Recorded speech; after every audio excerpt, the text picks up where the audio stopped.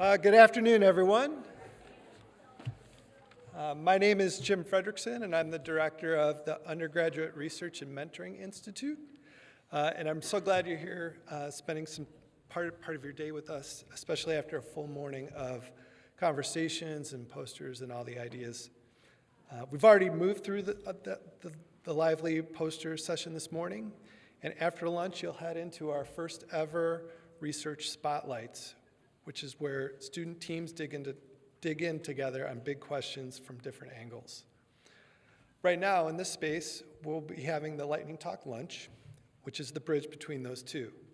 The Lightning Talk is a chance to hear in 3-minute snapshots how students are learning by doing real work that matters.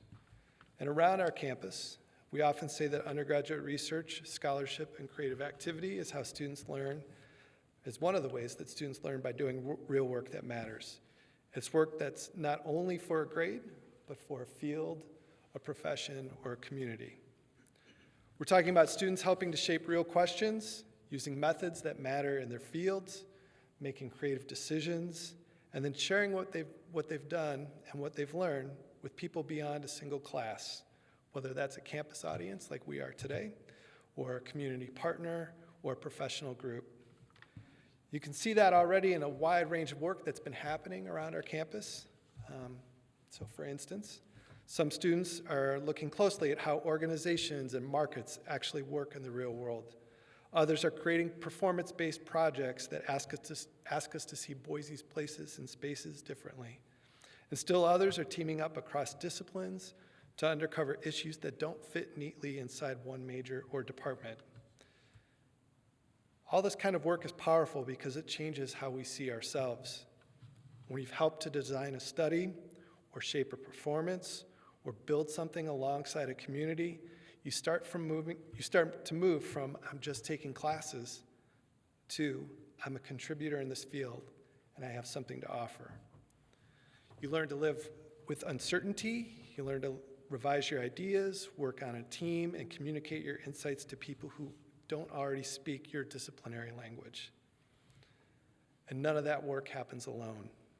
Every project you see today exists because of mentors and staff who created the conditions for students to step into this work by sharing their knowledge, by opening doors, by asking good questions, and by staying with students through the inevitable sticky points.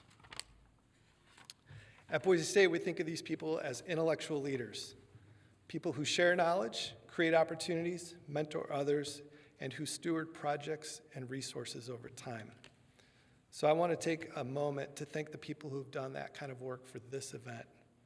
So first, I'd like to thank our Undergraduate Research Showcase co-chairs, Lavanya Sitamaraju, and Michal Temkin-Martinez.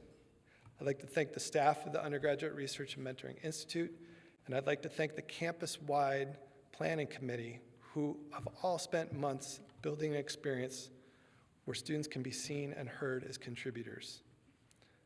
I also want to offer a quick special thank you to Dr. Temkin-Martinez. Can you stand up for a second?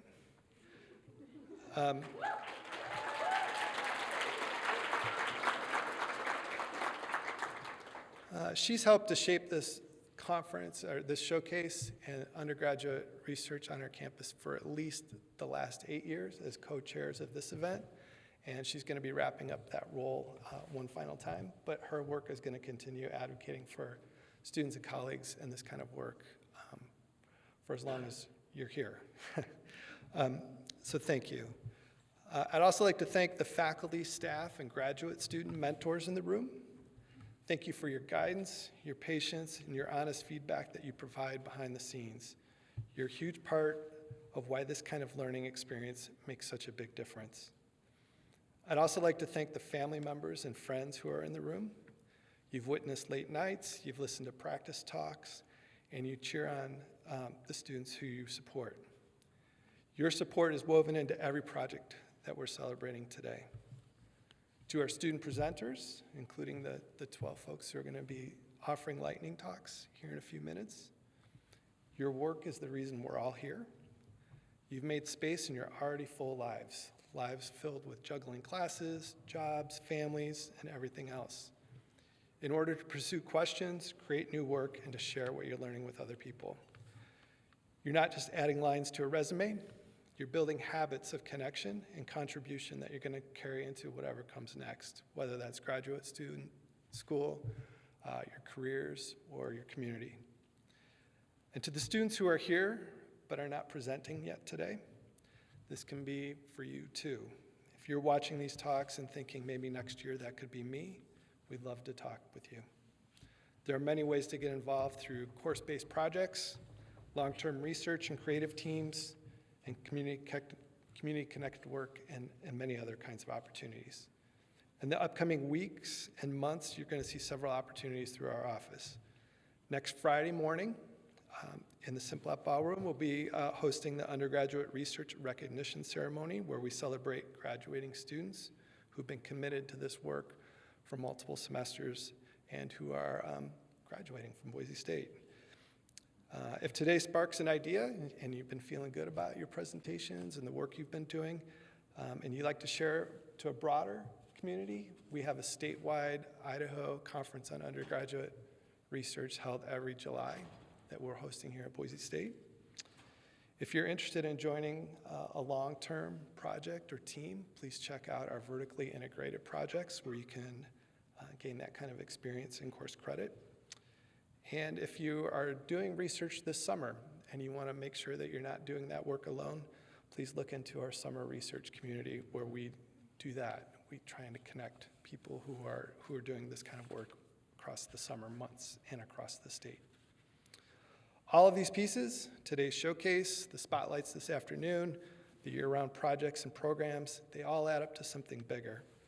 They help us to build a campus where students learn by doing work in their communities and in connection with others, and in ways that contribute to our disciplines, our region, and all the communities that we care about. With that in mind, it's my pleasure to introduce someone whose role is to help our university grow this ecosystem of research and impact. Dr. Nancy Glenn is Boise State's Vice President of Research and Economic Development, and she's a geoscientist whose work in imaging spectroscopy and LiDAR remote sensing has advanced how we see and understand our environment. Her leadership has been instrumental in expanding research opportunities across our campus and across Idaho, including the kinds of mentored experiences you're seeing today. So please join me in welcoming Dr. Nancy Glenn.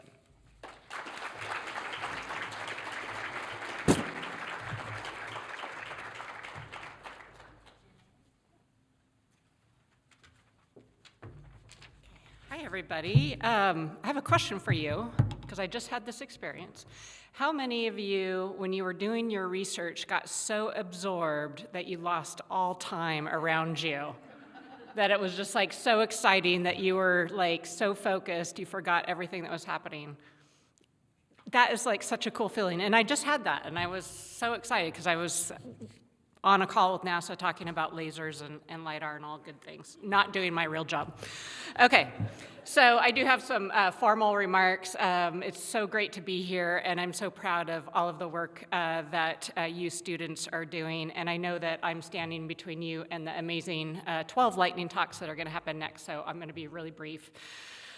First, a big shout out to Jim and his team with the Office of Undergraduate Research Undergraduate Research and Mentoring Institute. Let's give them a round of applause.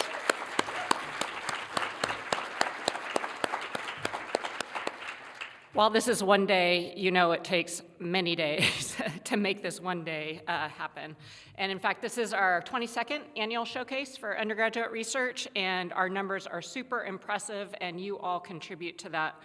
I believe that this year is our record of 487 distinct participants, meaning we're not counting you twice, and 250 plus posters, and I think 675 total students and collaborators that are represented overall in this symposium, so fantastic.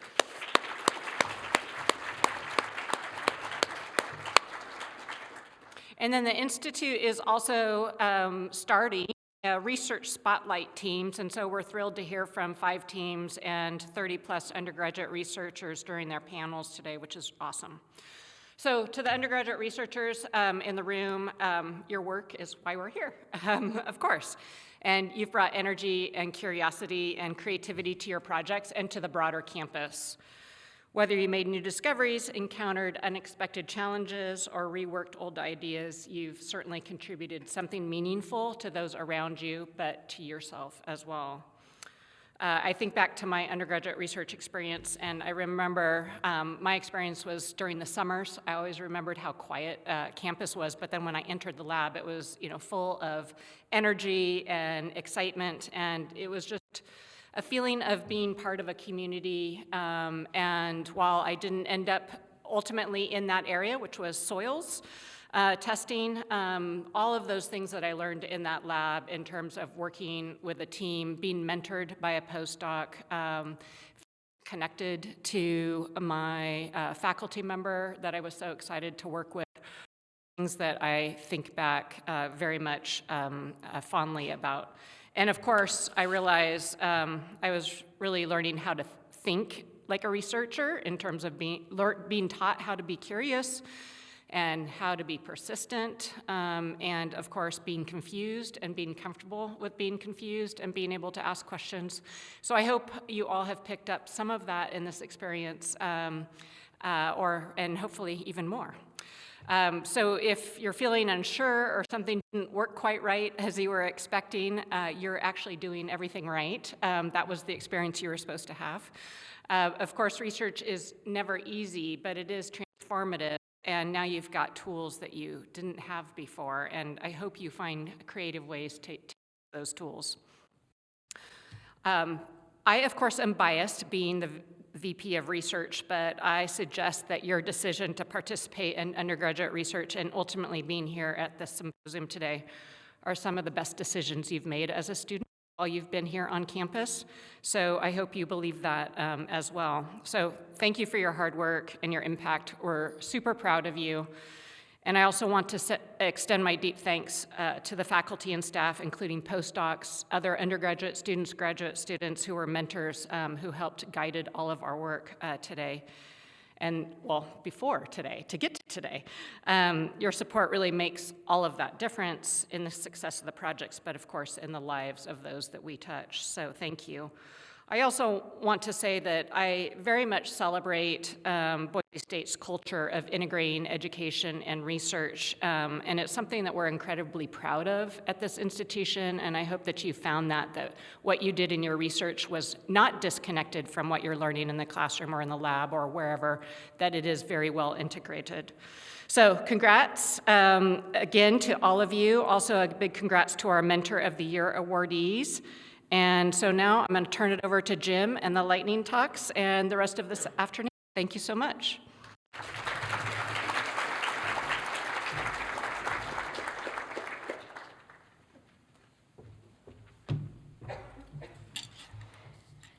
Thank you, Dr. Glenn, for your inspiring words, and we really appreciate your support in growing undergraduate research at Boise State.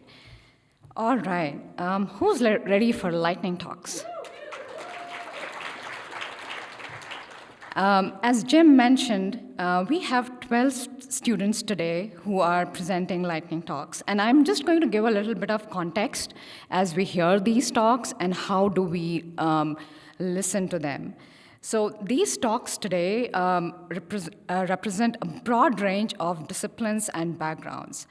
Lightning talks are based on the 3-minute thesis format, the only difference being we do not judge or rate the presenter. And as you listen to these talks, I hope it gives you a sense of how research affects all of our lives in so many different ways. We will not be taking questions today, but feel free to connect with the presenters after or reach out to us and we can make those connections for you. So these students here today have been working very hard on these talks, and so let's welcome them with a huge round of applause.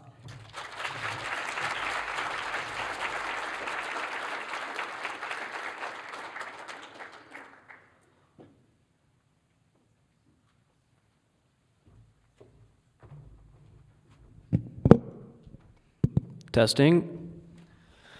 Hello, everyone. My name is Todd Blaylock, And the title of my talk today is Mindfulness and Nursing Simulation. So, who here has ever felt an explosion of emotions before? I have. My daughter is dying from cancer and nothing can be done. Do you know what it's like to lose a child? You don't.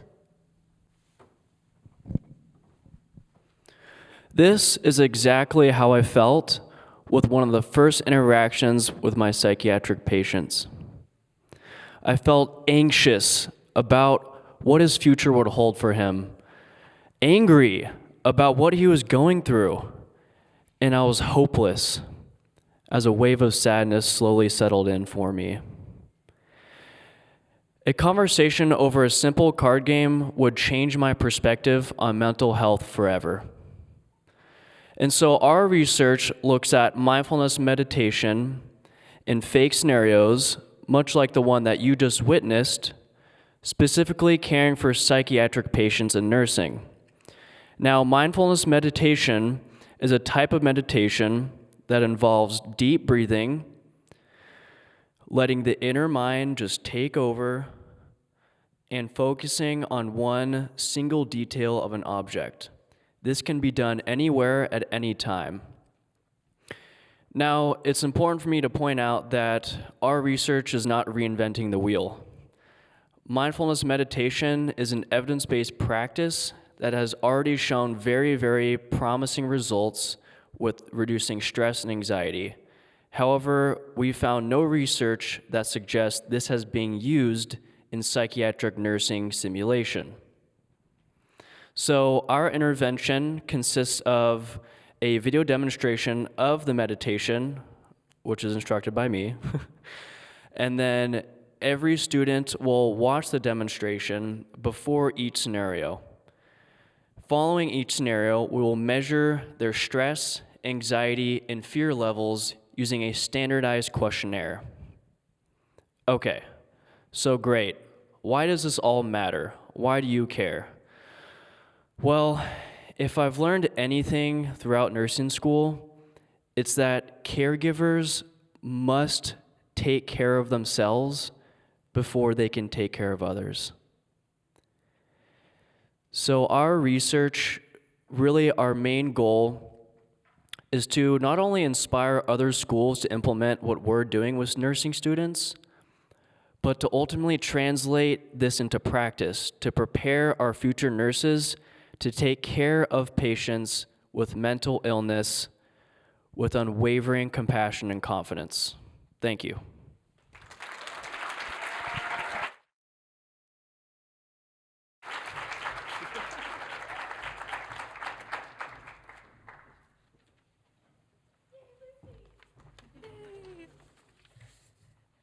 Hi, everyone. My name is Lucy Brown. I'm a material science and engineering student, and my talk is called Beyond Lithium.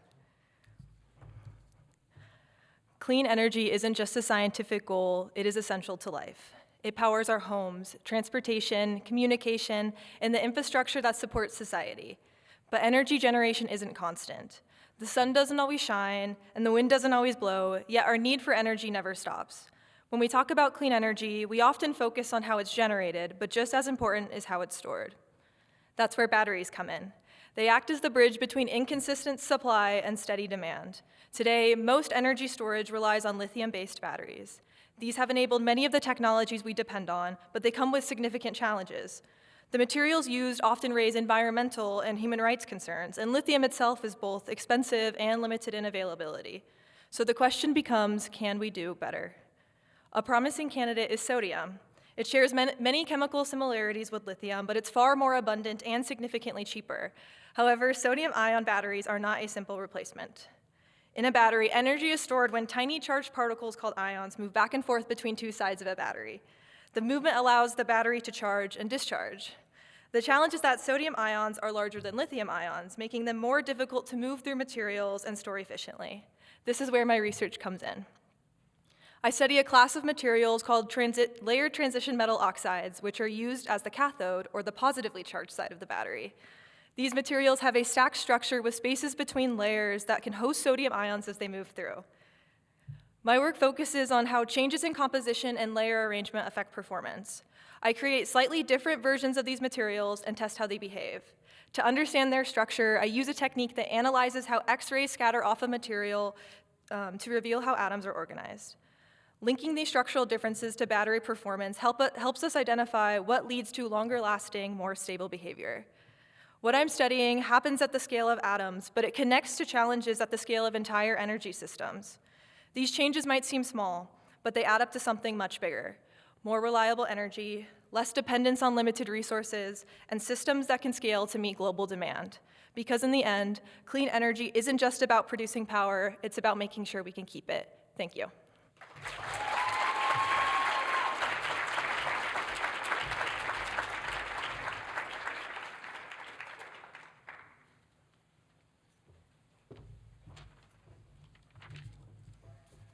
Testing.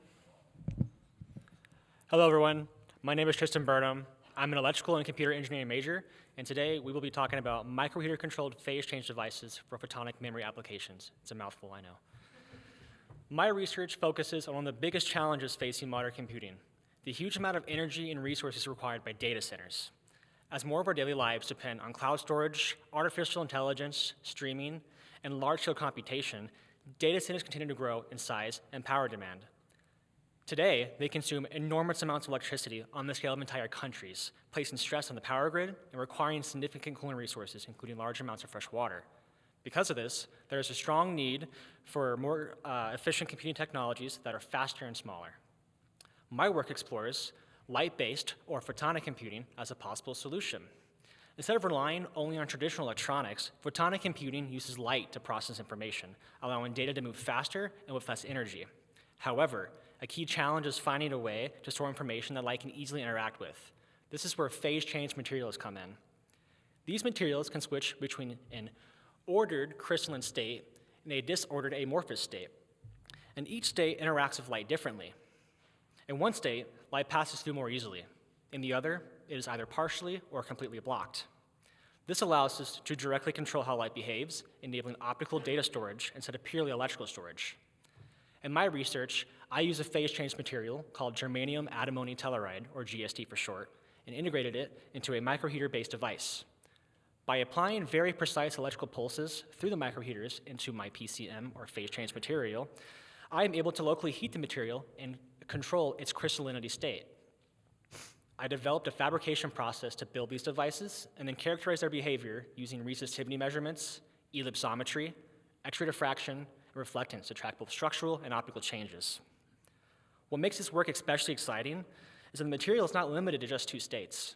Instead of only a 0 or a 1, I observed multiple intermediate states between fully crystalline and fully amorphous, meaning a single device can store more than one bit of information. A helpful way to think about this is like a water hose. If the hose is fully open, water flows freely. This is like a low resistance state where light passes through easily. If the hose is completely pinched, the flow stops. This represents a high resistance state. But in between, you can partially squeeze this hose to precisely control how much water flows. In the same way, phase change materials allow us to tune how much electrical current or light passes through, creating many stable levels instead of just two. This multi-level storage is powerful because this increases data density, reduces switching steps, and improves efficiency, all critical for next-generation computing. The impact of this work is broad. More efficient data storage and processing could reduce power demand, lower cooling needs, decrease pressure on water resources, and ease the burden on electrical infrastructure. In the long term, this can make computing more sustainable, scalable, and accessible. Overall, this research helps build the foundation for faster, lower-powered, light-based computers that benefit both technology and society. Thank you.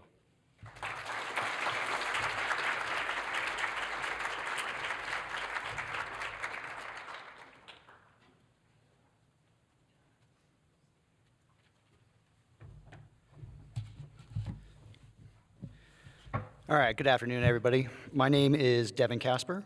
I am an economics student, quantitative emphasis here at Boise State, but I'm also pursuing a sustainability minor, and it's actually the harmony between these two disciplines that led me to be here today. Now, I know we all know this, but I'll just say it again. One of the largest challenges facing our planet is global climate change. And it feels like every year we're hearing fresh stories about record-breaking heat waves or fires or floods or storms. I mean, the list goes on and on. But to me, the thing that scares me the most about global climate change, it's that feeling of helplessness, that feeling that no matter what I do, I'm never going to have any sort of effect on the outcome. Now, what could we do? We could go live off the grid. We could forsake all technology. That's not realistic. If you have a certain level of socioeconomic status, you can afford to install expensive rainwater recyclers, solar panels, buy electric cars, but that's not the majority. So in the end, what difference can we possibly make? Now, as an economist, I'm being trained to think of decisions in terms of incentives and trade-offs. And, you know, I ask myself, what is the most common decision we're gonna make across our entire lives? And the answer I came up with is, what am I gonna eat today?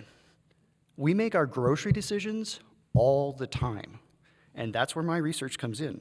I've used economic and diffusion models and forecasts and simulations, and I've been able to show that if there was a subsidy that removed the price difference between sustainably produced grocery items and their mass-produced counterparts, there would be a series of systemic social changes.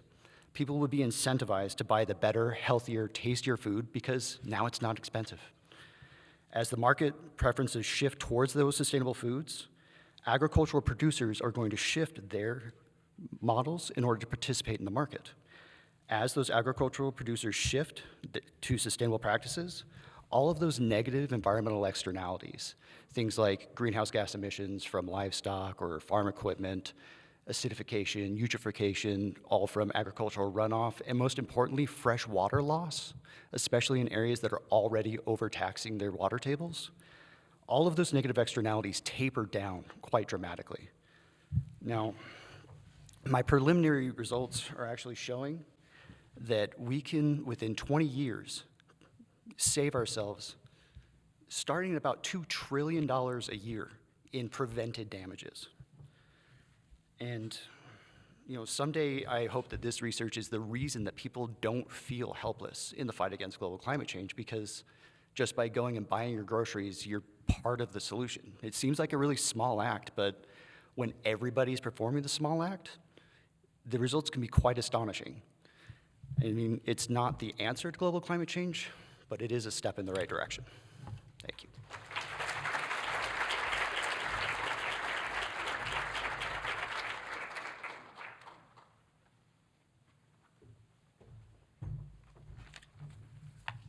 Hi, everybody. My name is Caleb Churchwell, and I am a graphic design major. And my research is titled Destruction to Renewal, Innovative Storytelling Through Interpretive Signage. Be honest, how many of you actually stop to read signs on trails and walk away feeling a deeper connection to a place? I'm not talking about the pick up after your dog signs. I mean the ones that tell a story about the land, its history, its ecology. Most of the time we glance at them or skip them entirely. But what if a sign could do more than just inform? What if it could actually make you feel something, like you belong there, like the place matters? Those questions led my team, our community partner, Idaho Parks and Recreation, and me to explore the intersection of sign design, augmented reality, and ecological storytelling for the Idaho City Yurt Trail system. For me, this area of work is personal. Growing up, my stepdad encouraged me to explore Idaho's wilderness and ask questions, pay attention to the landscape around me. But most people don't have that. There's often a real disconnect between the people and the environments they move through, especially for those who lack access or familiarity with these landscapes. Part of what drove this project was the belief that access to information, place-based, ecological, meaningful information, shouldn't depend on who you are or where you're from. Fire-torn landscapes are a clear example of this disconnect. They're becoming increasingly visible across the American West, and most people see them the same way. Scorched earth, loss, destruction, something to avoid. But fire is also a natural and necessary part of forest ecosystems. As the Boise Hotshots squad leader said about the Pioneer Fire, no man can stop it when Mother Nature is working. My sign was designed specifically for the Banner Ridge Yurt, a site newly rebuilt after the 2016 Pioneer Fire, which burned over 188,000 acres of central and southwestern Idaho. The landscape surrounding it is exactly what you'd picture: downed trees, brush-covered, dark and sooty, with no dense forest views. Without context, this is just something people pass through, but that's where design comes in. My team and I researched the Pioneer Fire's history, interviewed wildland firefighters and experts, and built the sign's narrative around what most visitors might not know on their own, like the fact that lodgepole pine cones are serotinous, meaning they require heat from fire to open and release their seeds. I also illustrated the fire's weather-altering plume, mapped regrowth timelines, and told the human story of the crews who fought it, all through hand-drawn visuals designed to feel approachable, not doom-heavy. But we knew the sign alone couldn't reach everyone, so we built an augmented reality experience that lets Parks and Rec reach audiences far beyond the trailhead, through their phones. Anyone, whether or not they can physically get to the yurts, can engage with the fire cycle and be brought into the conversation. Because that's what this is really about. Design has the ability to reshape how we experience a landscape, both in person and from a distance, and close the gap between a place and the people who've never felt like it was meant for them. Fire is natural, regrowth is attainable, and human impact is immeasurable. The first step towards understanding is action. And sometimes that starts with a sign we actually stop to read. Thank you.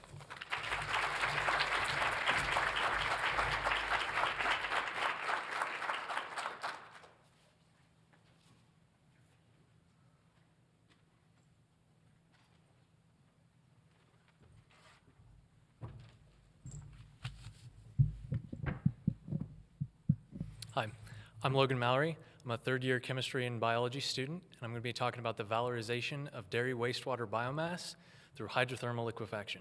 All right. Every single day, 32,000 gallons of wastewater sludge is created by one single dairy processing facility from the treatment of their wastewater. To put that into perspective, that is more than enough to fill a standard backyard pool to the brim every 24 hours. And by the end of 1 month, that's enough sludge to fill 1.5 Olympic-sized swimming pools. This sludge is being constantly produced day after day, month after month, with nowhere for it to go. It's a massively expensive liability, costing the facility millions to haul away this material. And here's the kicker. This sludge is 90% water. So the facility is basically paying to move water from one place to another. Especially here in Idaho, where we face frequent and persistent drought, throwing away millions of gallons of water isn't just a financial loss, it's an environmental tragedy. And it really is just being thrown away. In fact, my swimming pool analogy isn't too far from reality. All of this sludge is just being dumped into large lagoons because it has no value to be used in anything. This obviously isn't a sustainable solution, and if you've ever smelled the stench of these lagoons, you'd agree with me that it's a huge problem. Well, that's where I come in. I'm working towards a sustainable solution to this wastewater challenge using a process known as hydrothermal liquefaction, or HTL.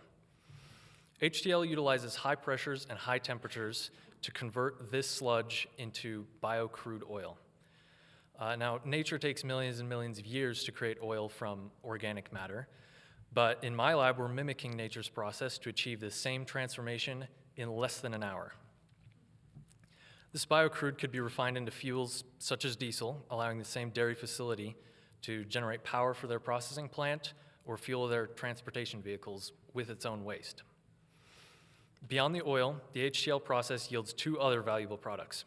First, biochar, a material similar to charcoal that has value as fertilizer and soil amendment.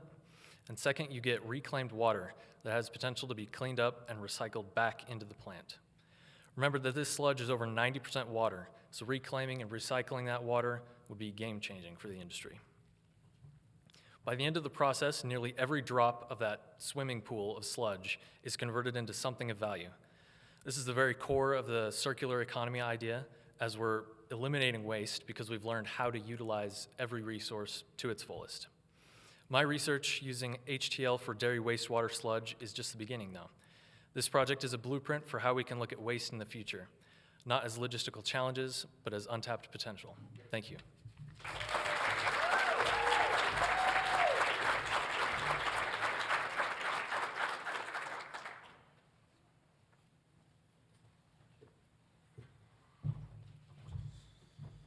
How's it going, everybody?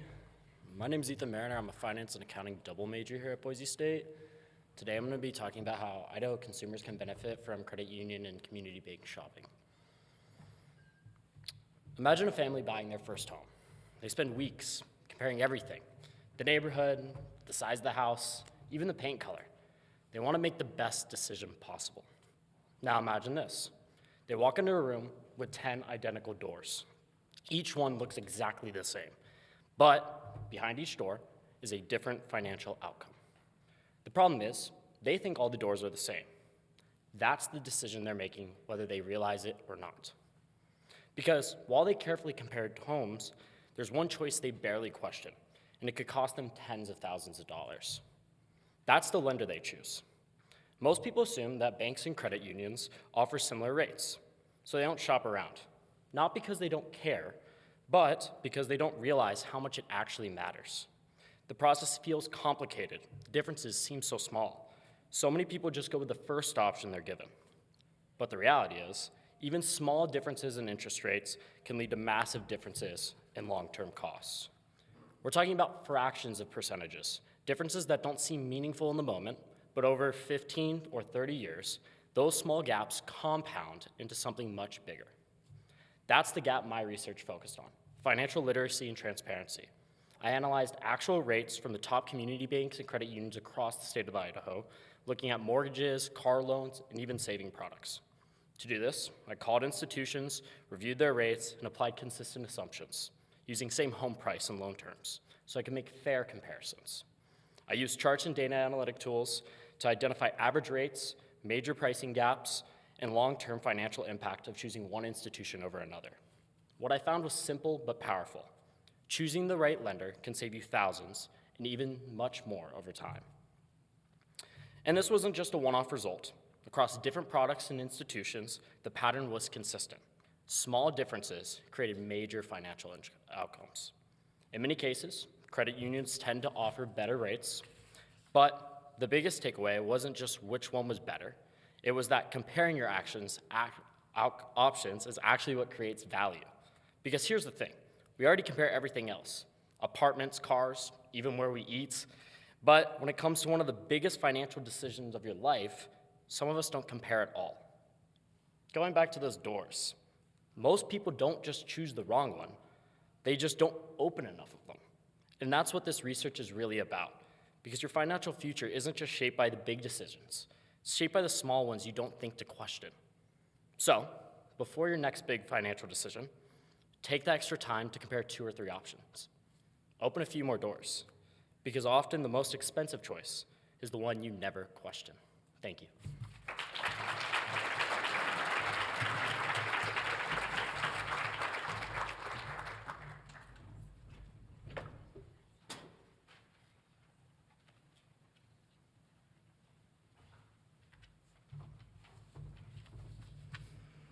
Hi everyone, my name is Megan McCartney and I'm a senior in Engineering Plus, and we're going to discuss quantitative analysis of mother-infant movement and bed sharing.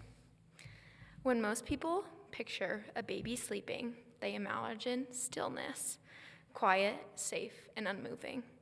But in reality, especially in bed sharing, sleep is anything but still.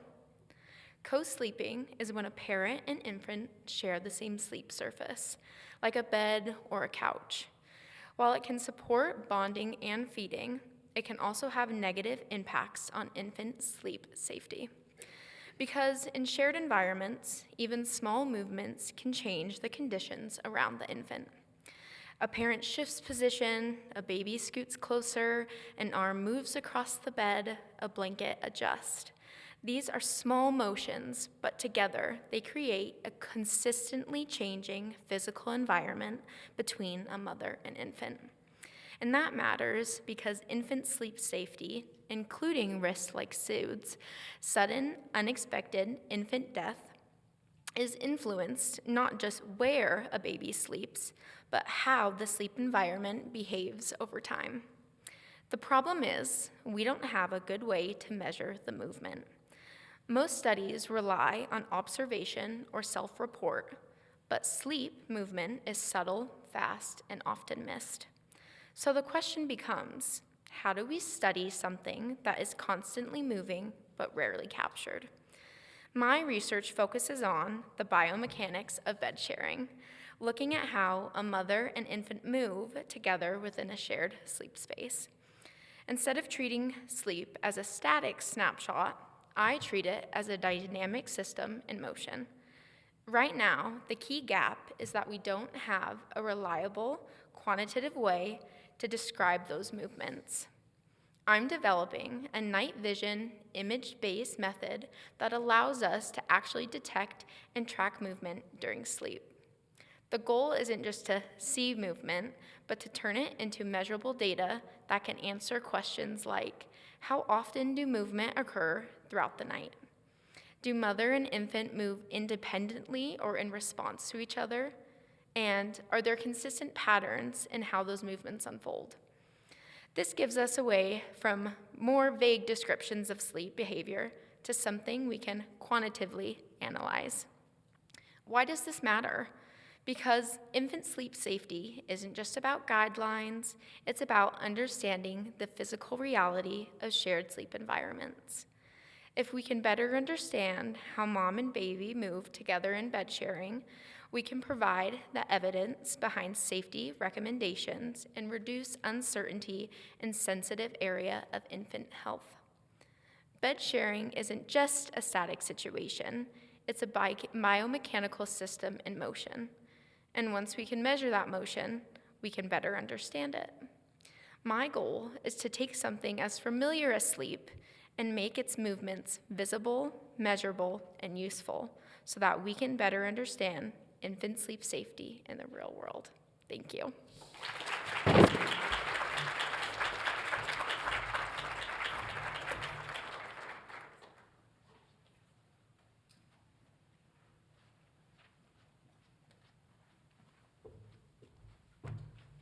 Hi.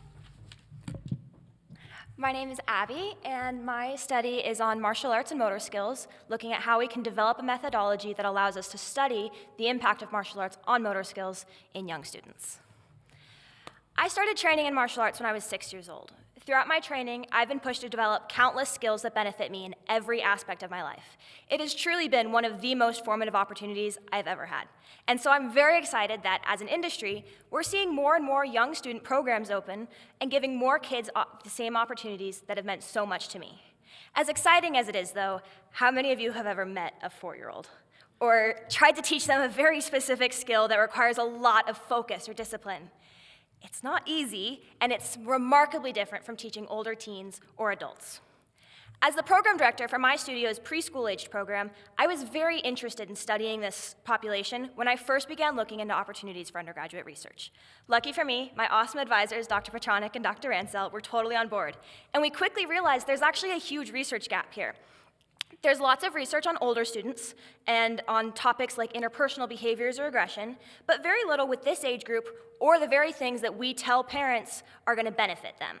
So we tell parents all the time, put your kid in martial arts. It'll improve their focus, their coordination, get their energy out. A task that, despite my best efforts, is completely impossible. So my team and I, now including Liana and Kylie, who I appreciate so much, we set out to develop a methodology that would actually open the door for research in this area. From the literature, we noticed that a lot of affective studies use something called a Likert scale. So we created a scale that allowed parents to score their kids' focus skills based on the frequency they exhibited particular focus traits. While collecting this data was fairly simple, we saw a very small change between our pretest and our post-test. At this point, I do have to mention that despite having 7 students show interest and sign up for signed consent forms for the study, only 2 actually completed the pretest and the post-test. Such are the joys of working with human subjects. So this means that our results aren't statistically significant or meaningful, but they do allow us to reflect on our methodology. In the case of our survey, we can't be sure whether that small change was simply a result of the small time period or because of the 7 questions and the short length of the survey itself. It's possible we weren't nuanced enough to collect a well-rounded picture, so we suggest that future researchers expand on the quantity and specificity of the questions in the survey. In contrast, we found that our motor skill test was highly effective. Drawing inspiration from the combined fitness and martial arts protocol called the Krav Maga Combat Test, as well as the test of gross motor development 2, we created our own protocol and performance criteria to measure the motor and martial arts skills of these students. As you can see in the image on the left, it's an obstacle course, which made it easy and fun to integrate into the classes and minimize the disruption of the study itself on our participants. We included multiple stations for each of the 4 skills that we tested, which helped reduce the effects of single errors, and we found that the rubric we established and the criteria we identified were specific enough that it was easy to train up a non-martial artist scorer that didn't have the same idea of me as an instructor of what the success should look like. We also saw that over the span of data collection, the martial arts skills improved notably more than the motor skills. Again, limitations on the sample size, but it does pose an interesting direction for future research about the effects of a motor-focused curriculum on learning martial arts skills and whether that curriculum is helping them to learn these skills more effectively and efficiently. We ultimately felt that this methodology had a lot of potential to surface meaningful insights into a rapidly growing population of martial arts practitioners, and we hope that sharing the lessons we learned from our project can support future research in this area. Thank you.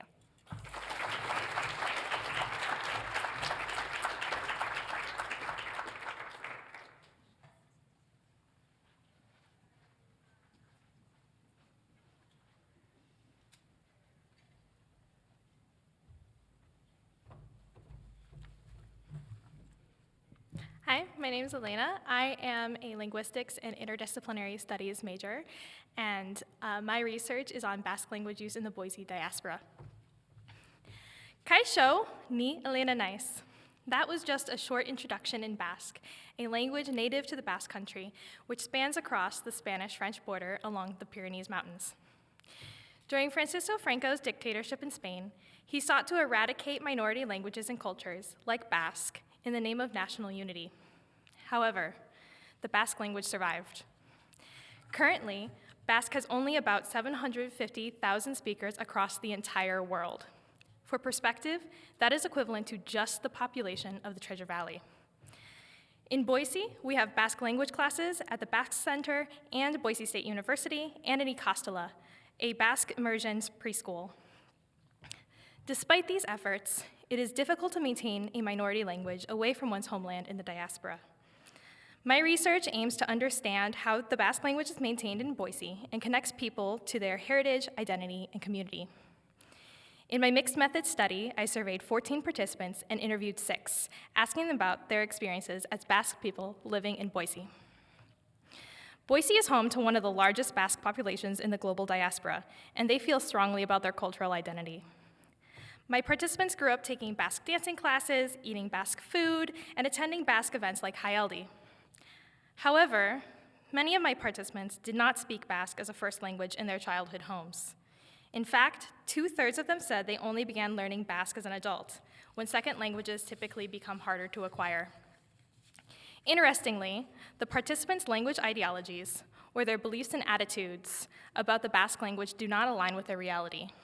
For example, most stated they want Basque American children to be fluent speakers. However, fluency is not a personal goal for themselves. Many past generations of Basque speakers chose not to pass the language to their children in hopes that they would learn English and assimilate into American society.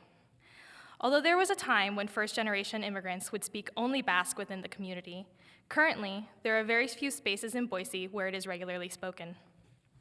Furthermore, although most participants want to learn Basque to connect with their family, when they speak with Basque family members in the Basque Country, they often speak in Spanish or in English. Still, Basque Americans believe language is a core tenet of culture, and their children should learn the language to better understand their own identity, even if many of the adults in the diaspora do not speak it fluently. Children learn language through exposure.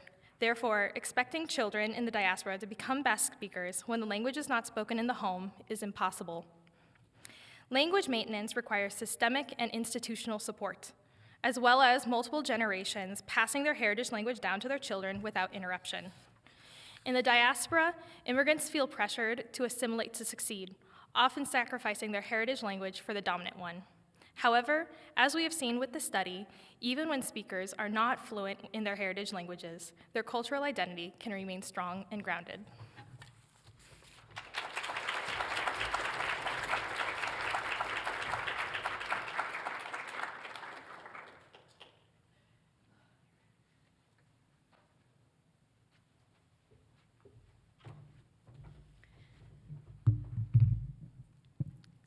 everyone, my name is Miranda Truster. I'm a senior biology student, and I have my presentation called Uncovering the Protein Keys Behind Breast Cancer Cell Migration. Essentially, I study the spread of breast cancer. By show of hand, how many of you have been affected by cancer? A few of you, yeah. Have any of you been affected by breast cancer in particular? Yeah, a few of you. Yeah, approximately 1 in 8 women will develop breast cancer in their lifetime. That's basically a fraction of this room. However, if treated early, breast cancer has a 98% 5-year survival rate. However, cancer cells behave essentially like their own organism, like one fighting for the processes in your body. Therefore, understanding the process in which cancer cells detach and migrate or metastasize is essential, which will provide the key needed to unlock the ability to target various proteins. And this research provides the key for future therapeutics to prevent the metastasis or spread of breast cancer. Oncostatin M, or OSM for short, is a pro-inflammatory protein in the immune system that plays a role in breast cancer as well as various autoimmune diseases. Since OSM is a key within the immune system, doctors used to believe that OSM could be a therapeutic key for the prevention of breast cancer.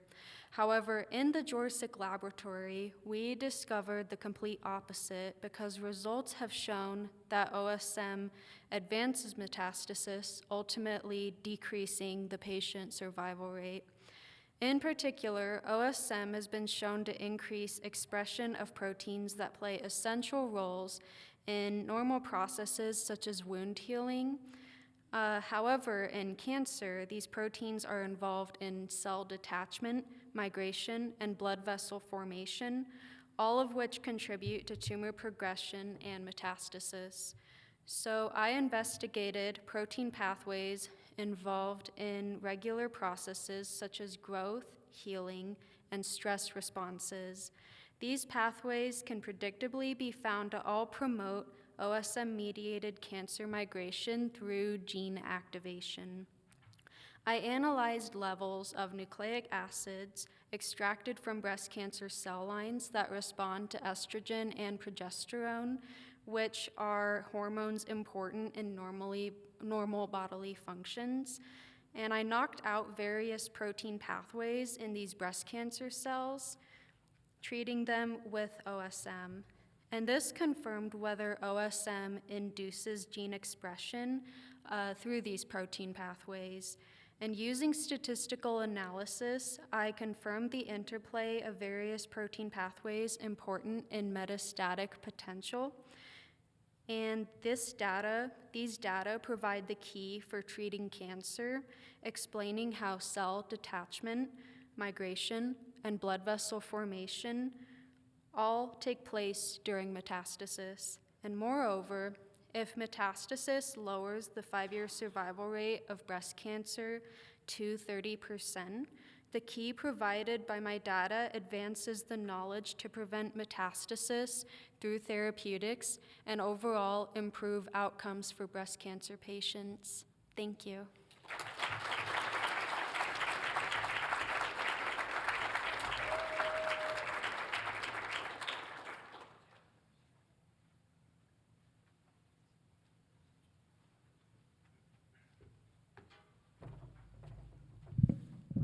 Hello, everybody.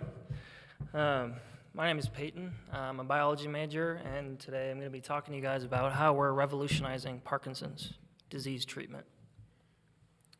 Let me start with something simple. Have you ever had something in your life that was supposed to help you, but over time started to do the opposite? Maybe it was someone you deeply depended on until they took more from you than they gave. Or maybe it was the cup of coffee in the morning that kept you productive throughout the day, but now you need it just to feel normal. At first it fits, it feels right, so you trust it. But over time, something changes, not all at once, not loudly, but just enough to leave a mark. What you're looking at is one of the most infamous acts of betrayal in our history. A man in red betrayed by the one he trusted the most, the man in orange. A moment that seems like support and embrace, but in reality marks the beginning of harm, and in this case, the capture of the man in red. We're observing something very similar in the brain.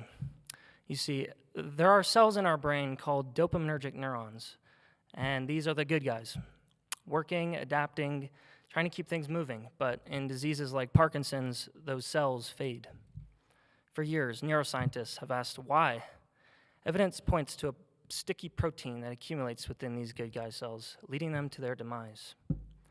But what if that's not the whole story? Because surrounding these good guy cells are helper cells designed to support and protect.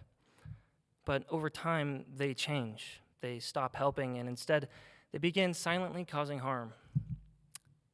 And what they leave lingers.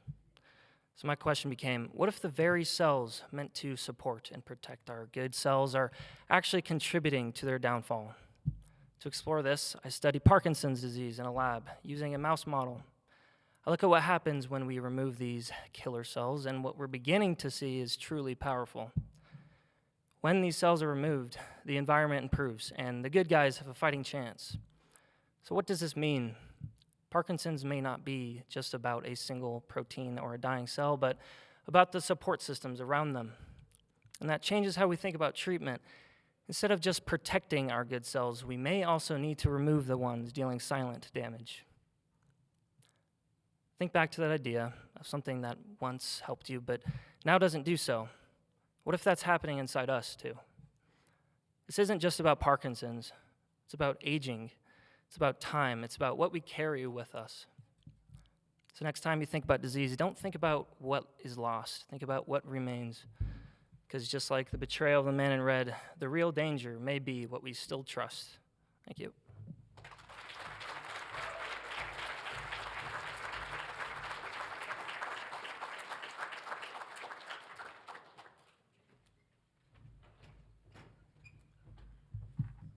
All right, let's give all of those lightning talk presenters a round of applause.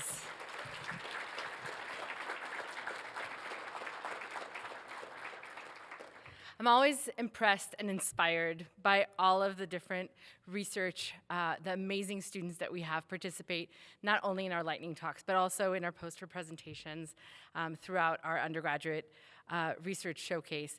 As Jim stated earlier, this work is important, and it's a great way to learn. And there's a real tangible feeling that all of it really does matter. Up next, we have a new set of sessions to help you, as audience members, learn more about this important work and ways of thinking that is meant to be a bit more intimate. We have organized sessions for groups of students working on a similar topics where you can see a more conversational dynamic.